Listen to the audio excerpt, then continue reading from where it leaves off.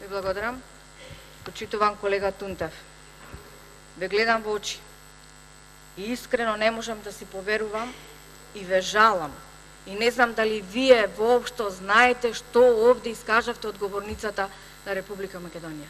Ве замолувам, почитуван колега Тунтев, која ќе си одите дома, да ја погледнете снимката и добро да го анализирате говорот кој што беше изразен пред целата македонска јавност.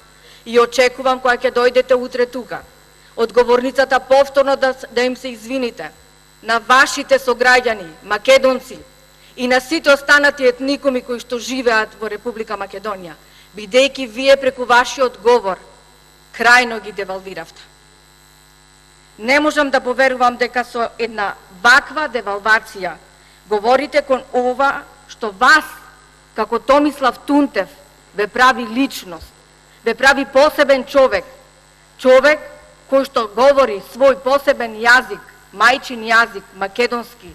По тоа вие, господине Томислав Тунтев, сте различен од зијадин села, сте различни од другите етникуми во Република Македонија. И овде да кажете дека тоа за вас представува ништо.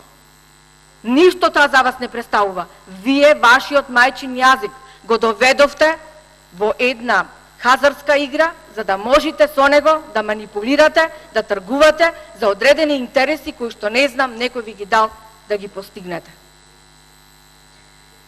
Жалосно е, не знам, од вас да се слушне тоа, дека мајчиниот јазик, македонскиот јазик, за вас ова представува само едно техничко прашање, кое што е едно прашање апсолутно крајно сензитивно, болно, не само за македонските граѓани, за македонскиот народ, општо за сите етникуми кои што живеат во Република Македонија.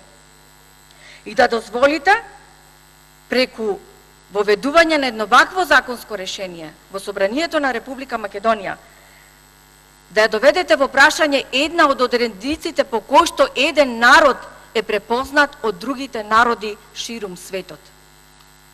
Колега Тунтев, точно што кажавте дека јазикот е средство за разбирање, со сета почит кон сите етникуми, но вие ова законско решение или вашиот мајчин јазик го искористивте за политиканство.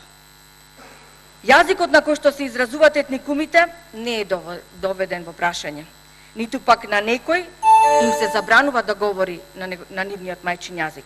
Но да дозволите да одите надвор од рамката на рамковниот договор, а тоа да не го бара, тоа е нонсенс. Да одите надвор од Уставот на Република Македонија е уште поголемо зло. Но да ставите пак европско знаменце, за да го протуркате низ мала врата, а нема усогласување со ниедна директива, тоа значи, не знам, злобност е тоа, почитуван колега.